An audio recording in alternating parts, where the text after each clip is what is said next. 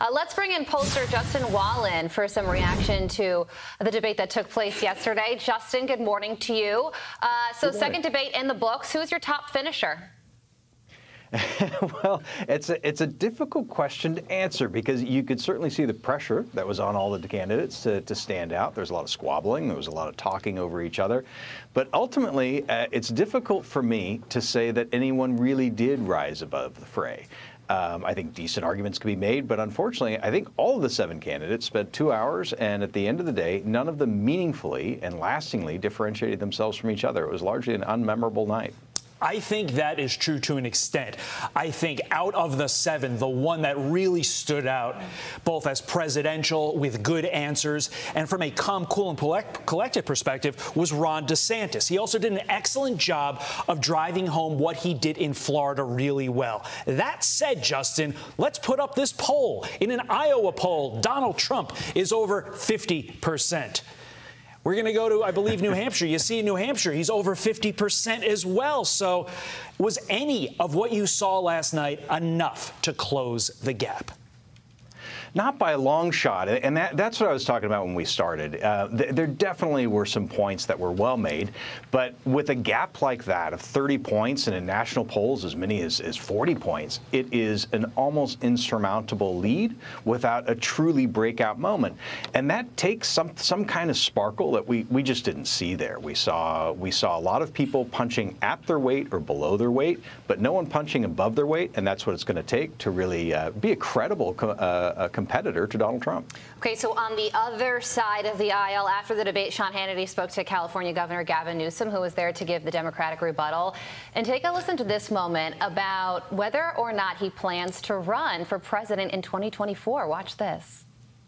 Yes or no, will you ever accept the Democratic nomination to run for president in 2024 under any circumstances at all? That's a yes or no. I'm looking forward. I was just in Chicago with the DNC. I don't need the long answer. I want the yes or no answer. To President Biden's inauguration. Will you accept it under any circumstances? Of course not. It's a hypothetical. Yes or no? No. No, under any circumstances. It's ridiculous. Joe Biden's our president. You called me ridiculous. Joe Biden is I'm going to make you pay for my In-N-Out burger. Joe Biden won the debate tonight, and you're right about In-N-Out burger.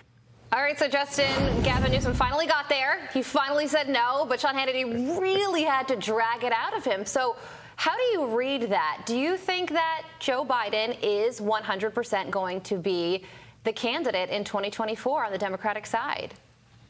I think practically speaking, yes. I mean, we have to balance this with one. Clearly, the California's governor has clear political ambitions on the national stage. There's absolutely no question about that.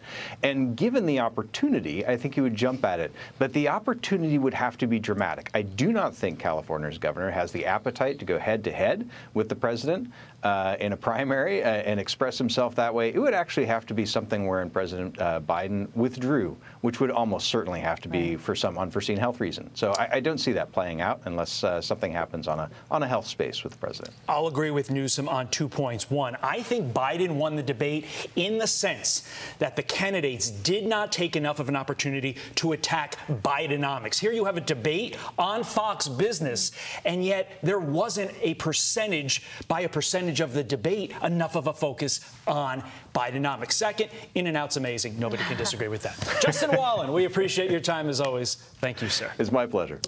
I'm Steve Doocy. I'm Brian Kilmeade. And I'm Ainsley Earhart. And click here to subscribe to the Fox News YouTube page to catch our hottest interviews and most compelling analysis.